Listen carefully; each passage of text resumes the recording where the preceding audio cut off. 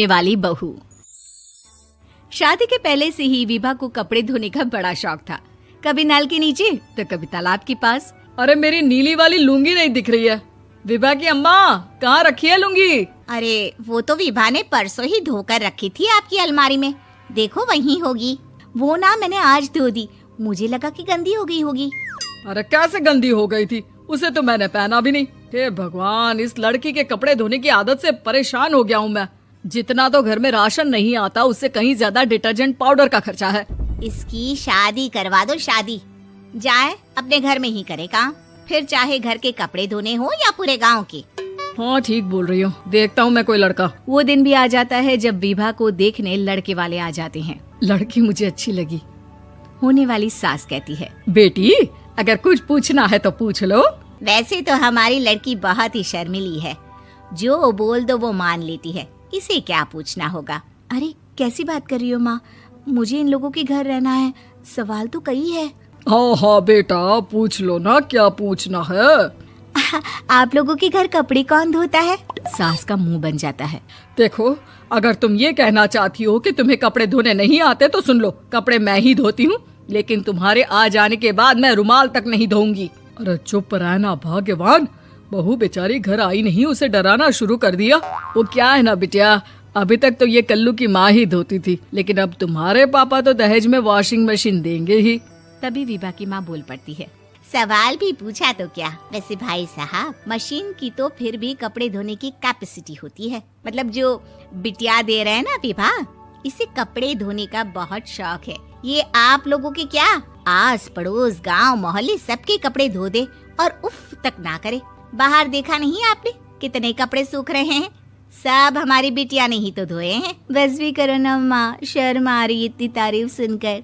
और तो और एक दाग निकाल कर दिखाओ तो मान जाऊं। हाँ अच्छा माफ करना बेटा, मैंने गलत समझा, हमें तो रिश्ता बहुत पसंद है। और ऐसे जुड़ जाता है रिश्ता कपड़े धोने का शौक रखने वाली विभा का। उसकी शादी हो जाती है कोयला फैक्ट्री में काम करने वाले कल्लू के साथ। शादी के बाद अचानक विभा चिल्लाती हुई सास के पास आती है। सासू माँ, अरे सासू माँ कहाँ है आप?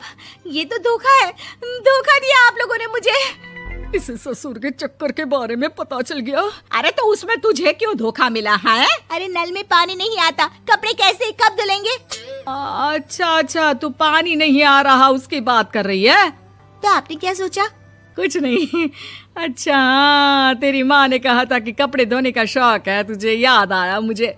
शौक बोलकर कपड़े धोने वाले मेरे जुनून को कम ना आके सासू माँ, कपड़ा धोना मेरा गुरूर है। तभी पति भी वहाँ आ जाता है। अभी मैंने इसे सनी देओल की फिल्म दिखाई है, उसी के डायलॉग मार रही है माँ। अच्छा सुन, साफ बता रही हूँ, पानी सुबह 4 से 6 और शाम को 10 से 12 आता है, समझी? विभा टाइमिंग सुनकर हैरान हो जाती है। ये क्या भूतों का मोहल्ला है? सुबह 4 बजे उठकर कौन कपड़े धोता है? 4 बजे टंकी में पानी जाता है, फिर सारा दिन धोना ना, किसने मना किया? अरे कैसी बात कर रही हैं? 200 लीटर की टंकी में कितने कपड़े धो लूंगी मैं, सुबह ही उठ जाऊंगी मैं। अब क्या था, विभा सुबह 4 से लेकर रात के 12 बजे तक कपड़े ही धोती रहती। एक रोज सास पड़ोस से निकलकर कहीं जा रही होती है कि साथ वाली कहती है, हाँ कल्लू की माँ, जरा ये बताओ कि 2 साड़ी है, 2 ब्लाउज और एक पेटीकोट और एक नाड़े वाला लंबा कच्छा। हाँ तो? अरे तो क्या, कितना लोगी धुलाई ये बताओ। धोबन दिख रहे हैं हम क्या?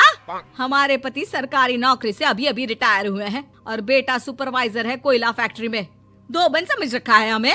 हाय रे कल्लू की अम्मा, माफ कर दो, वो तो मोहल्ले में यही सब बता रहे थे कि तुमने बहू को कपड़ा धुलवाने के काम में लगा दिया है। सास को पड़ोसन की बात सुनकर गुस्सा आ जाता है। वो घर पहुंचती है जहां घर के बाहर ही इतने सारे कपड़े सूख रहे होते हैं जितने कि किसी धोबन के घर पर। अरे ओ कल्लू की दुल्हन, बाहर निकल।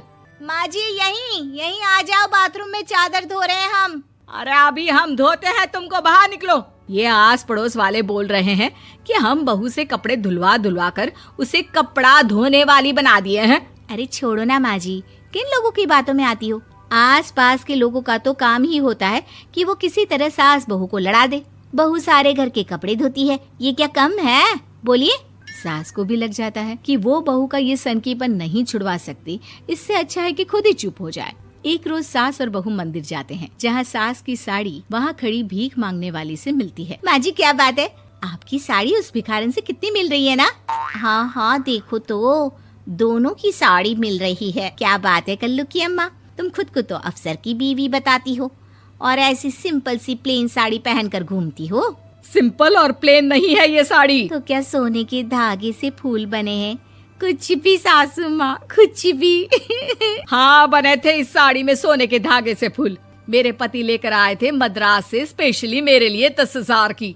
ताहे भाई साहब इस भिखारन के लिए भी सेम टू सेम साड़ी लेकर आए होंगे 10,000 की। सास उस वक्त तो कुछ नहीं कहती, लेकिन बहू के साथ घर आती है और अलमारी से एल्बम निकाल कर लाती है। ये साड़ी देख रही है, ये वही साड़ी है जिसे मैंने अभी पहना था। इस साड़ी में ये जो चमकदार फूल दिख रहे हैं ना, ये सोने के धागों से काटे गए हैं। लेकिन तू लोकल वॉशिंग मशीन ब्रश से घिस घिस कर सारे फूलों को निकाल कर साड़ी प्लेन कर दी। मुझे माफ कर दीजिए सासू माँ। और तो और, जब मैंने तुझे तेरी गलती के लिए कुछ नहीं कहा, लेकिन तूने तो सबके सामने मेरा मजाक ही बना दिया। क्यों? बहू को समझ में आ जाता है कि अब से उसका कपड़े धोना बंद।